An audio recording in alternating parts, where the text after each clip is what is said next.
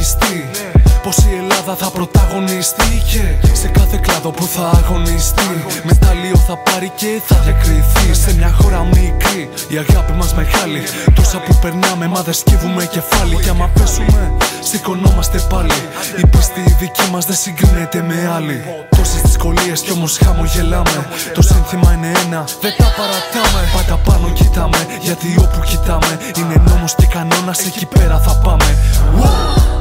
Σεβόμαστε, εκτιμάμε και την ευγένεια δεν χάνουμε ποτέ. Φωνάζω δυνατά, Ελλάδα ολέ, για να με ακούσεις, κόσμε θαυμαστέ.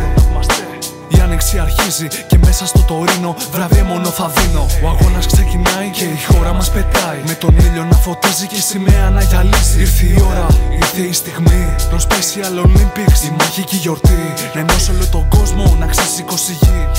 Μες στο πλήθος πάντα ακούω μια κραυγή. Αυτό είναι για την Ελλάς, την Ελλάδα μου, τη χώρα που μεγάλωσα, την Ελλάδα μου. Είμαστε γροθιά, η ομάδα μου, για την Ελλάδα μου.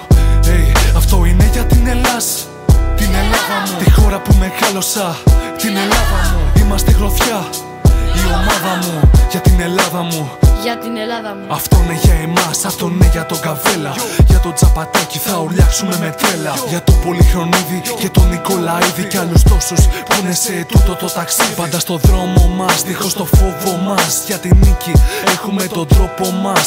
Πάντα την αποκτάμε με τον κόπο μας και την αφιερώνουμε στον τόπο μας. Είμαστε ένα, δεν ξέρουμε από ρατσισμό. Μάθαμε να δείχνουμε σε όλους σεβασμό. Την ανεκτικότητα στο διαφορετικό και έναν τρόπο ζωής δημοκρατικό. Παλεύουμε για τ' αύριο, την οικογένειά μας.